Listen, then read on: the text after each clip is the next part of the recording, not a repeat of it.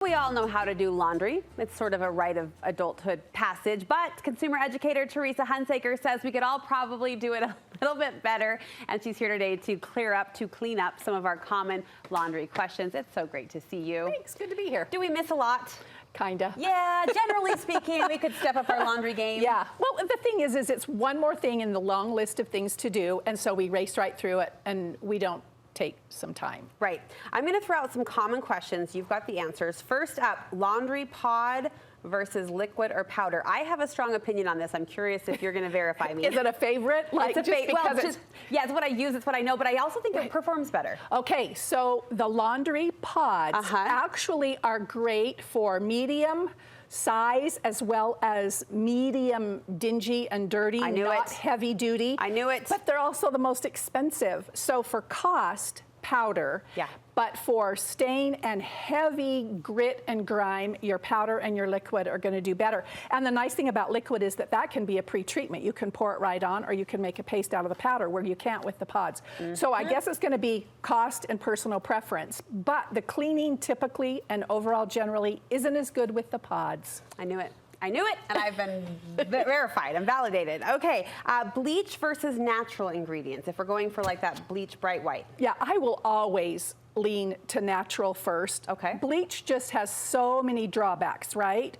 However, when I have sick kids or, you know, things where I want to disinfect and put just a few tablespoons in my laundry, I will definitely go to bleach. But disinfecting can happen with vinegar as well, and you can also get some disinfecting with baking soda. It'll help clean better. How much vinegar do I need to reach that disinfectant level? Oh, you'd need at least a couple of cups in a wash. Okay. Yeah. All right.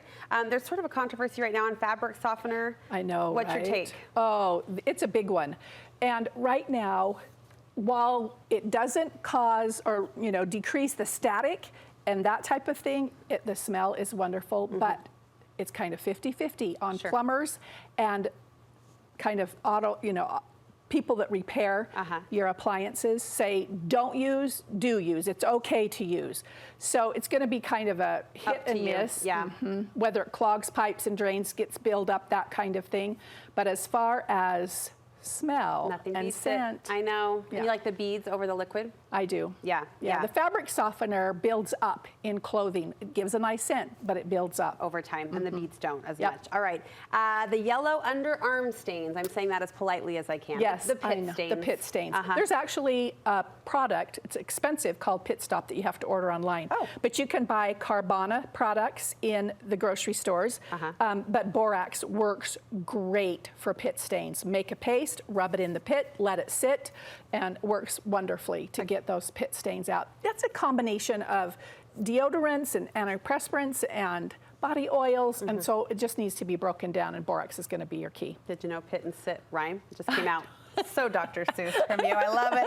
The wash setting, does that really make a difference? You know, for most people, they default to regular, and yet the agitation and the time in those different settings really does help and or make a difference. So kind of be selective there. Don't just always default to regular. If you've got more, you know, lightweight, sensitive clothing, you'll want to use a gentle cycle. And I faced this just this morning, actually. I saw a shirt that I was washing for the first time. It said hand wash or dry clean. Does hand wash equal delicate cycle? Yeah. Okay. It does. So we're okay because it shortens up all of the time that's agitating, that's spinning, and that's actually exposed to the water. Okay, good to know. Final question, how can I get my towels to feel soft again? Oh, that's another one where borax comes in handy, because we get detergent buildup in fabrics and textiles. So we want to break it down with a cup of borax and no detergent, and put your towels in and run it through a nice hot regular load. Okay. Do that twice. In each rinse at the end,